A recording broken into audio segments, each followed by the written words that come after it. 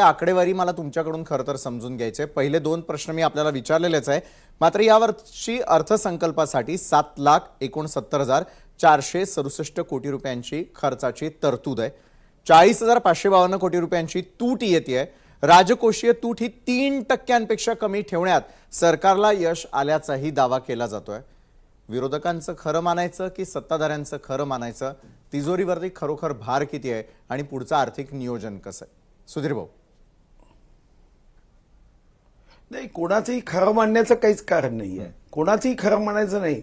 खरं मानायचं असेल तर पिंक बुक म्हणजे कागदावरच्या आकड्याचं खरं मानलं पाहिजे. बरं, आता जे विरोधक 40,000 कोटीच्या महसुली तुटीबद्दल बोलताय त्यांनी जरा कर्नाटकमध्ये काय तूट आहे, तेलंगणात काय तूट आहे, बरं जाऊ द्या, ते इतर राज्य झाले. बरं, महाराष्ट्रात महाविकास आघाडीचं सरकार असताना किती तूट होती, कधीतरी आपण कंपॅरिझन करणार आहोत की नाही?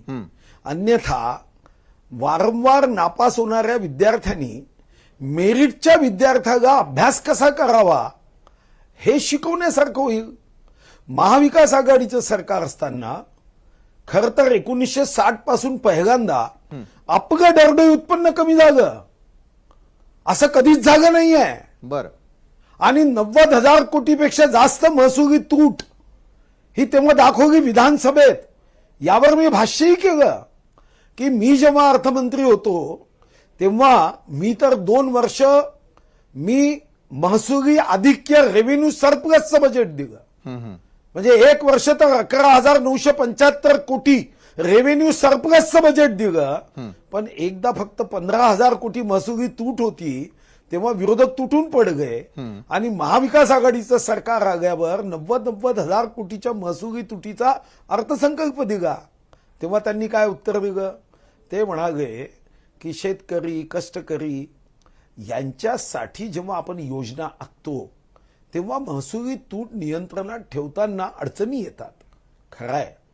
मग आज जेव्हा आपण इतक्या पायाभूत सुविधा निर्माण करतोय, महाराष्ट्रामध्ये लाडक्या बहीण योजनेसाठी 2,52,00,000 बहिणींच्या खात्यात संविधानाच्या तरतुदीनुसार डायरेक्टिव्ह 41 नुसार आपण जेव्हा 1,500 रुपये म्हणजे साधारणतः 18,000 रुपये लाडक्या बहिणीच्या खात्यामध्ये टाकतो आहे, शेतकरी बंधूंच्या खात्यात केंद्राच्या 6,000 सोबत आपण महाराष्ट्रामध्ये 95 लक्ष शेतकऱ्यांच्या खात्यात आपणही 6,000 रुपये टाकतो आहे. आणि आता जेव्हा कर्जमुक्ती करतोय तर शेतकऱ्यांसाठी जर तूट आली तर विरोधकांनी त्याच्यावर टीका करणं हे तर मला वाटतं की योग्य नाही.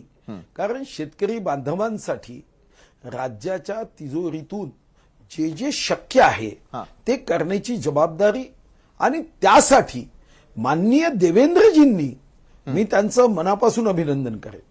कारण जाहीरनामा समितीचा मी अध्यक्ष होतो आणि जेव्हा मी अध्यक्ष होतो तेव्हा मी पहिली बाब शेतकऱ्यांच्या कर्जमुक्तीबद्दल माझ्या जाहीरनामा अध्यक्ष म्हणून मी दिली आणि त्याचं विमोचन हे सन्माननीय अमितभाई आणि सन्माननीय देवेंद्रजींनी केलं होतं.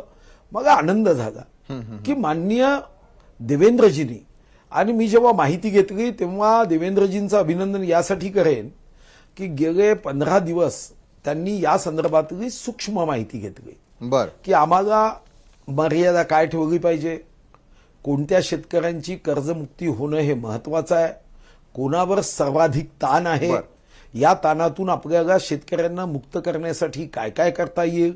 तर मला व्यक्तिगत रीतीने वाटतं की स्वर्गीय अजितदादांची उणीव नक्की आहे. मागच्या वर्षी इतक्या तणावाच्या परिस्थितीमध्ये सुद्धा आमचा विकास दर 7.9% त्यांनी ठेवला. बरं, आज जगामधल्या अनेक देशापेक्षा आमच्या महाराष्ट्राचा विकास दर निश्चितपणे अभिनंदनीय होता. आता प्रश्न राजकोषीय तुटीचा आहे. राजकोषीय तूट ही काही महाराष्ट्राला किंवा देशाला नव्हे, विकसित देशाला सुद्धा राजकोषीय तूट येतेच. कारण जेव्हा तुम्ही कल्याणकारी योजना आखता तेव्हा तुम्हाला राजकोषीय तूट, पण ती किती असावी, मर्यादित असावी. आणि म्हणून 3% वरती राजकोषीय तूट जाऊ नये या दृष्टीने आपण काम करतो. आणि आजही म्हणजे आता केंद्राची राजकोषीय तूट जेव्हा चिदंबरम होते तेव्हा 4.9% होती. केंद्राची 4.9%, चिदंबरमजी जेव्हा अर्थमंत्री होते तेव्हा राजकोषीय तूट होती, ती कमी कमी करत आता माननीय निर्मला सीतारामन मॅडमनी 4.5% वर आणली. बर, आम्ही तर 3%च्या आत आहोत.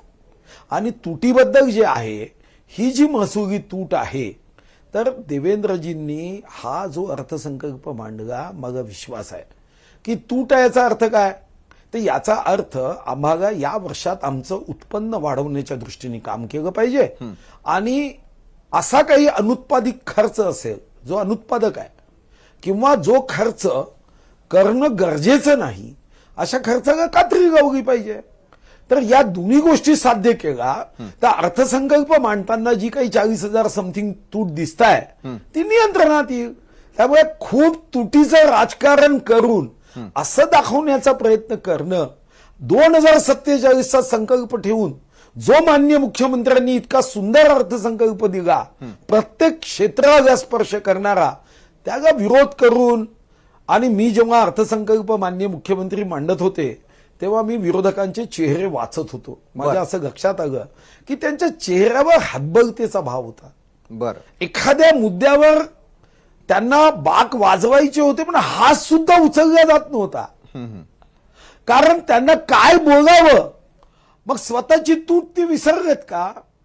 त्यांच्या राज्यात तूट नव्हती, 90,000 कोटीची महसुली तूट त्यांना घोषित करावी लागली. ठीक आहे, मग कंट्रोलमध्ये आपण आणतो. आणि म्हणून महसुली तूट याचं राजकारण कोणी करण्याचं काही कारण नाही.